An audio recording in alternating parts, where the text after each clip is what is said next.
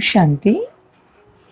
20/5/2022 की मुरली है। बाबा कहते हैं, मीठे बच्चे, अपने इस जीवन को कौड़ी से हीरे जैसा बनाना है तो समय को सफल करो, अवगुणों को निकालो, खाने पीने सोने में समय बर्बाद मत करो।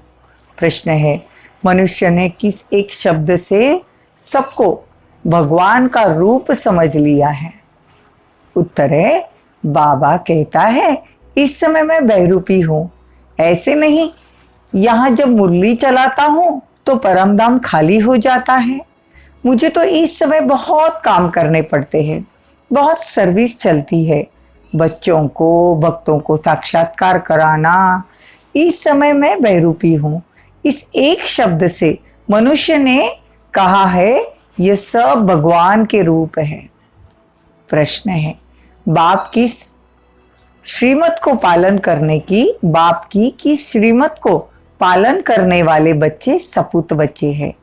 उत्तर है, बाबा कहते, बच्चे कभी डिसर्विस न करो।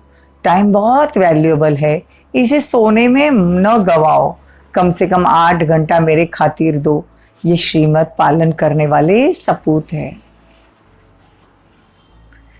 गीत है, तूने रात गवाई सो के, दिन गवाया खा के।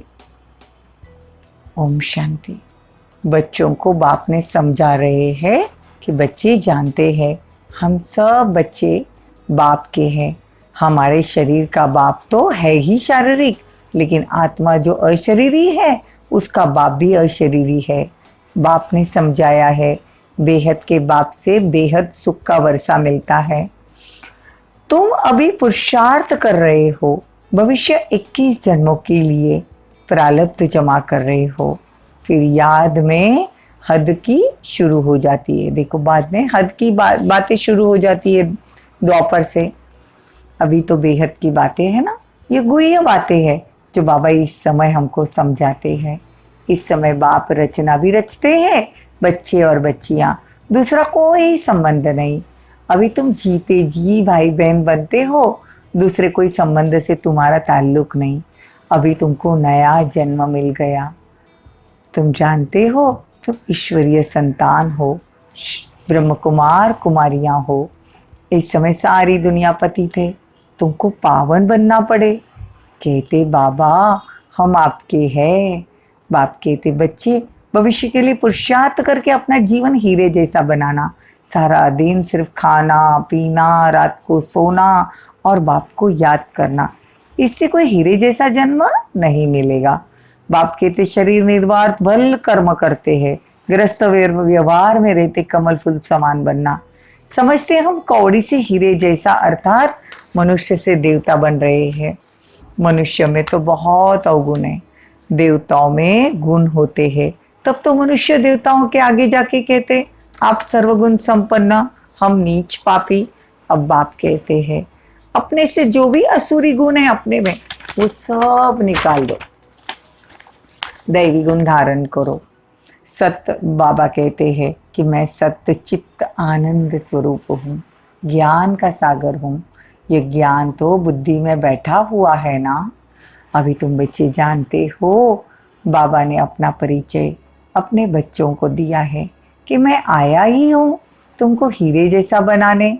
ऐसे नहीं यहाँ से सुनकर गए, खाया पिया, जैसे आगे चलते थे। वो तो कौड़ी जैसी लाइफ है। देवताओं की तो हीरे जैसी लाइफ होती है, वो तो स्वर्ग में सुख भोगते हैं। चित्र भी है ना। आगे तुम नहीं जानते थे कि हम ही सुखी थे, अब हम ही दुखी बने हैं।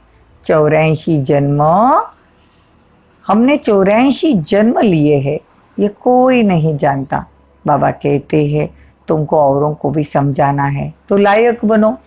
बाप समझदार बनाते हैं तो फिर औरों को भी समझानी देनी चाहिए। सभी धर्म वाले उनको ही पुकारते हैं, हे परमपिता परमात्मा व हे प्रभु। ऐसे कोई नहीं होगा जो परमात्मा को याद नहीं करता होगा। सभी धर्म वालों का बाप एक ही है, एक को ही सभी याद करते हैं। वर्षा पाने के सभी हकदार हैं। बाबा कहते हैं देखो आज बाबा पूरी मुरली हीरे जैसे जीवन पर चला रहे हैं कि खाया पिया और सोया ऐसे नहीं करना है। परमात्मा को जाने तो फिर सारे सृष्टि चक्र को जान गए। त्रिकालदर्शी तो सिर्फ तुम बनते हो। ब्राह्मणों को ही बाप बैठ त्रिकालदर्शी बनाते हैं, बाकी देवताएं तो त्रिकालदर्शी तो है नहीं। पिछाड़ी में बाबा कहते 2 अक्षर याद रखो, मन मना भवो। मैं तुमको सारे वेदों शास्त्रों का सार समझाता हूँ। तो बाबा कहते हैं कि जितना हो सके तुम परमात्मा को याद करो। दुनिया वाले तो देखो गीता का भगवान कौन है ये भी नहीं जानते, तो झूठी कसम उठाते हैं। अब बाबा कहते इसको करेक्ट करो। भगवान ने तो ऐसे नहीं कहा कि मैं सर्वव्यापी हूँ। बच्चे ने प्रश्न पूछा, शिव बाबा जब इधर आते हैं तो मुरली चलाते हैं, तो क्या परमधाम में भी है? बाबा कहते हैं इस समय तो हमको बहुत काम करने पड़ते हैं, बहुत सर्विस चलती है। कितने बच्चों को, भक्तों को आदि को भी साक्षात्कार कराता हूँ। इस समय मैं बहुरूपी हूँ। बहुरूपी अक्षर से भी मनुष्यों ने समझा है। सब रूप उनके हैं। माया उल्टा लटका देती है, फिर बाबा उल्टा बनाते हैं। देखो माया भी उल्टा लटका देती है। बाप कहते जो सपूत बच्चे होंगे वही बाप के मददगार बन सर्विस करेंगे, वो कभी डिसर्विस नहीं करेंगे। अगर कोई डिसर्विस करते हैं तो गोया अपनी करते हैं। बाबा कहते मीठे बच्चे ये टाइम बहुत वैल्यूबल है। भविष्य 21 जन्मों के लिए तुम कमाई करते हो। तुम जानते हो हमको बादशाही, विश्व की बादशाही मिलती है। कितनी भारी कमाई है, तो उसमें लग जाना चाहिए। बाप को याद करना है। जैसे गवर्नमेंट 8 घंटा सर्विस कराती है ना, बाबा कहते मेरे खातिर तुम भी 8 घंटा दो। रात को सोकर अपना समय बर्बाद मत करो। दिन रात कमाई करनी है। ये तो बहुत बड़ी सहज और सिर्फ बुद्धि की बात है। मनुष्य जब धंधे पर जाते हैं तो पहले मंदिर में जाकर हाथ जोड़ते हैं, दुकान से लौटते हैं तो भूल जाते हैं, घर याद आ जाता है, वो भी अच्छा है, परंतु अर्थ कुछ नहीं कहते। बाबा कहते अभी तुम प्रैक्टिकल में वैष्णव बनते हो, अभी तुमको लक्ष्मी नारायण जैसा बनना है। माताओं की महिमा बाबा ज्यादा कर रहे हैं। बाबा कहते इस समय माताओं की महिमा है। जगत अम्बा का गायन है, लक्ष्मी का भी गायन है। बाप आकर माताओं द्वारा सबकी सदगति करते हैं। वास्तव में जगत अम्बा तो एक है। जैसे शिव का लिंग बनाते हैं वैसे भी छोटे छोटे शालिग्राम भी बनाते हैं। बाप कहते अपना टाइम वेस्ट नहीं करना, धंधा आदि भल करो। अगर पैसा काफी है तो खाने के लिए फिर जास्ती माथा क्यों मारते हो? शिव बाबा के यज्ञ में देते हो जैसे विश्व की सेवा में लगाते हो। बाबा कहते सेंटर्स बनाओ जहां बच्चियां मनुष्य से देवता बनाने का रास्ता बतावे। ये पढ़ाई कितनी फर्स्ट क्लास है। बहुतों का कल्याण करना है। बाप कहते लाखों करोड़ों कमाओ, परंतु काम ऐसा करो जिससे भारत को पावन बने और आप भी एवर हेल्दी रहे। ऐसे भविष्य के लिए तुम पूरा वर्षा लेते हो। तुम्हारा एक एक पैसा हीरे समान है। इससे भारत स्वर्ग बनता है। बाकी जो बचेगा वो तो खत्म हो जाएगा। जब कोई पैसा बचे इस सर्विस में लगाओ। ये बड़ी हॉस्पिटल है। कई बच्चे कहते हैं हम 8 आना दे, मकान में ईंट लगा दो। हम जानते हैं यहाँ से मनुष्य एवर हेल्दी बनेंगे। यहाँ तो ढेर आएंगे। क्यों ऐसी लगेगी जो कब नहीं देखी होगी। मतलब मधुबन में पांडव भवन से लेके आबू रोड तक ऐसी क्यों लगेगी, मतलब ऐसी लाइन लगेगी। बाबा कहते कभी नहीं देखी होगी। तो कितनी खुशी रहनी चाहिए। हम क्या से क्या बनते हैं, शिव बाबा से बेहद का वर्षा लेते हैं।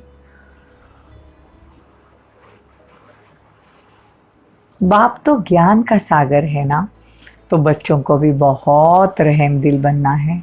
अपने ऊपर और दूसरों के ऊपर रहम करना है।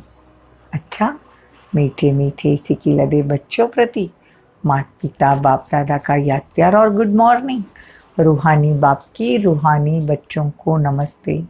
हम रूहानी बच्चों की रूहानी माता पिता बाप दादा को याद प्यार, गुड मॉर्निंग, नमस्ते, थैंक यू, बहुत बहुत शुक्रिया। धारणा के लिए मुख्य सार, भारत को पावन बनाने की सेवा में अपना तन मन धन सफल करना, पैसे को हीरा समझ स्वर्ग बनाने की सेवा में लगाना, व्यर्थ नहीं गवाना, 21 जन्मों की प्रारब्ध बनाने के लिए दिन रात कमाई में जमा करना, समय बर्बाद नहीं करना, शरीर को भूलने का पुरुषार्थ करना। वरदान, अकाल तख्त सो दिल तख्त नशीन बन, स्वराज्य के नशे में रहने वाले प्रकृति जीत माया जीत भव। अकाल तख्त सो दिल तख्त नशीन बन, स्वराज्य के नशे में रहने वाले प्रकृति जीत माया जीत भव।